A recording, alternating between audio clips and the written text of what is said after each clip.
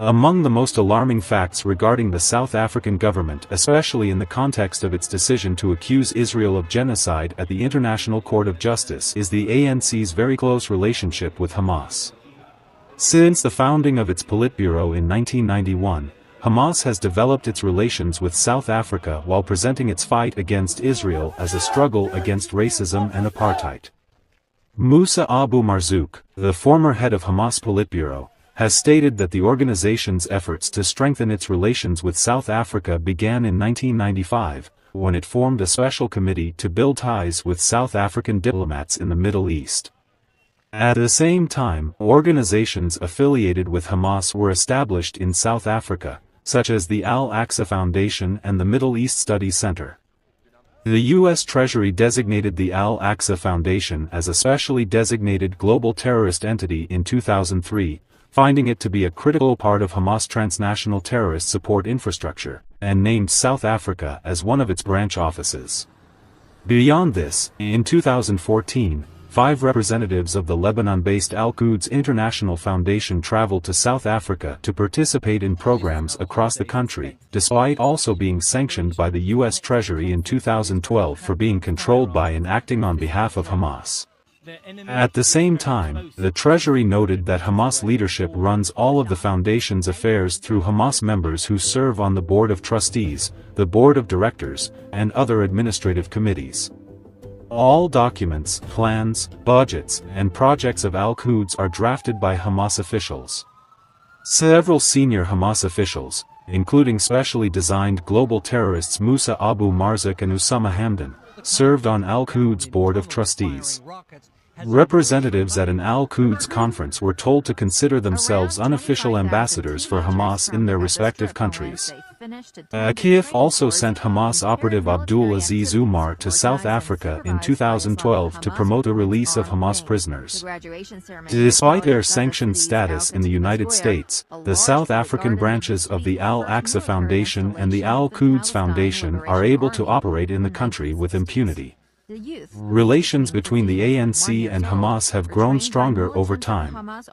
To demonstrate, South Africa former Minister of Intelligence Ronnie Kasrils invited Ismail Haniyeh to lead a delegation to South Africa in 2007, demanding that the international community lift its embargo against Hamas. Abu Marzouk also wrote that an October 2010 meeting in Damascus between Khalid Mashal, the head of Hamas Politburo, and South Africa's then Deputy President Kgalema Motlanthe paved the way for the establishment of official relations between Hamas and the ANC.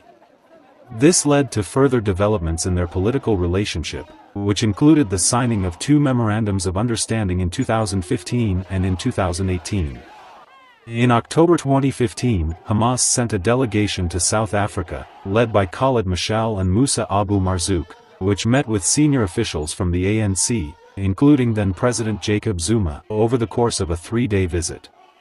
During the visit, the ANC signed a letter of intent with Hamas to build a long-lasting relationship, and formal party-to-party relations between the ANC and Hamas were established.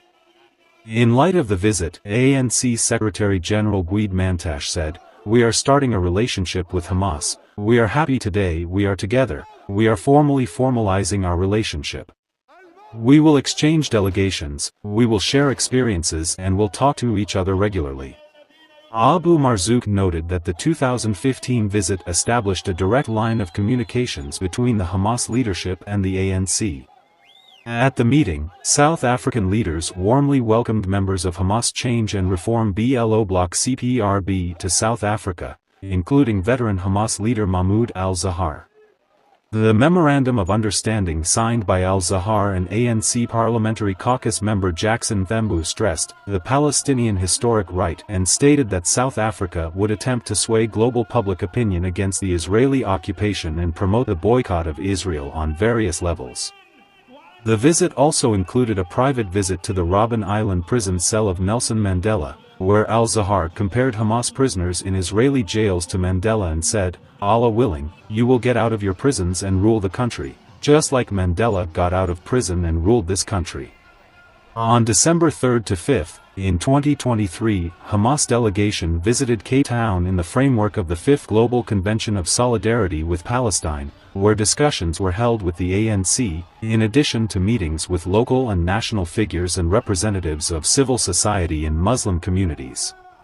The conference, whose theme was Nelson Mandela and Palestine, Confronting Racism Till Liberation, was held in conjunction with the 10th anniversary of Mandela's death and was opened by Mandela's grandson Mandla Mandela. On December 5 in 2023, ANC Secretary General posted on Twitter, now X, that an ANC delegation led by ANC Secretary General, along with the General Secretary of SACP Comrade Salih Mapela, held a bilateral meeting with the Hamas and Fatah delegations of Palestine, at Chief Albert Lutuli House. ANC spokesperson Obed Bapila stated that the ANC assured the Hamas and other Palestinian delegates that South Africa had approached the ICC on the issuing of an indictment of Prime Minister Netanyahu to be charged for those three elements: genocide, violation of human rights, and war crimes. Among those in attendance at the convention were Dr. Bassem Naim, who is a Hamas politburo member, Dr. Khaled Kadumi, who's a Hamas representative in Iran, and Ahmad Saber, Hamas International Relations Director for Africa. Kadumi, who currently lives in Iran, was featured in an October 27, 2023 press release from the U.S. Treasury which focused on targeting additional sources of support and financing for Hamas. Kadumi expressed Hamas's gratitude for South Africa's support in an interview with SABC television. He described October 7 as a defensive reaction to Israeli atrocities. Saber denied that Hamas killed women and children on October 7 and claimed that Israeli civilians were killed by Israeli forces. He also denied that Hamas had taken hostages or targeted civilians. Members of Palestinian Islamic Jihad, the PLO, and Hezbollah were also reportedly in attendance. Despite this, on November 30, Minister in the Presidency Kambudzon Shavini said that the government had no intention of meeting with Hamas, while also denying any evidence of a Hamas presence in South Africa and lambasting the notion that Hamas is a terrorist organization. These statements were made despite the ANC spokesperson in the Western Cape, Khalid Sayed, reporting a very positive engagement with the Hamas delegation consisting of Naim, Kadumi, and Saber on the same day. On February 6 in 2024, Republican Congressman John James and Democratic Congressman Jared Moskowitz introduced a bipartisan bill calling for full review of the bilateral between the U.S. and South Africa. The bill argued that the South African government, contrary to its publicly stated stance of no alignment in international affairs, has a history of siding with malign actors such as Hamas. The bill further claimed that South Africa's relationship with Hamas dates back to 1994, when the ANC first came to power, and lists anti-Semitic and anti-Israel remarks made by the South African government and ANC leaders since October 7, 2023. Moreover, the bill found the ANC to be firmly aligned with Hamas, Russia, and China. Given the severity of these accusations, the bill is seen as a potential threat to South Africa's ability to continue to benefit from the Africa Growth and Opportunity Act. This is a significant development as the AGOA trade agreement with the U.S. provides duty-free product coverage for 1,835 products across sub-Saharan Africa. Further benefits include job creation in agriculture and manufacturing, export earnings, and economic development. Considering South Africa's total goods exports to the U.S. amounted to $14.5 billion in 2021, the benefits lost could be immense. Justifying its reasoning, the bill cites the hypocrisy of wrongfully accusing Israel of genocide at the ICJ while simultaneously pursuing increasingly close relations with Russia, which has been accused perpetrating war crimes in Ukraine and violating human rights indiscriminately. It adds that South Africa has dispatched multiple high-level official delegations to Russia to further political intelligence and military cooperation, which included allowing a U.S.-sanctioned Russian cargo ship, the Lady R, to transfer arms at a South African naval base in December 2022.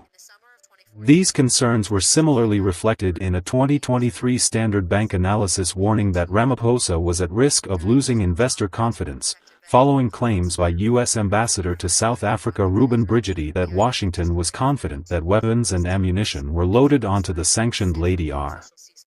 The analysis also noted that around $3 billion in South African exports that benefited from U.S. preferential access under AGOA in 2022 would be at risk if South Africa's claims of neutrality were challenged.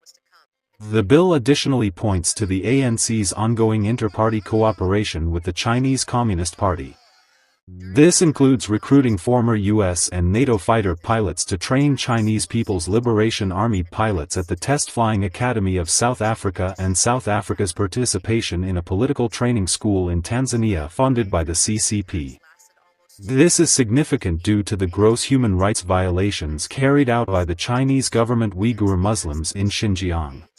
According to multiple human rights agencies, and the U.S. State Department, the CCP is waging a targeted campaign against the Uyghurs, with documented abuses that include coercive population control, forced labor, arbitrary detention, torture, physical and sexual abuse, mass surveillance, family separation, and repression of culture and religious expression. Over 1 million Uyghurs, ethnic Kazakhs, and members of other minority Muslim groups have been arbitrarily detained in Chinese internment camps since April 2017. Thank you for watching. Please don't forget to subscribe for more videos.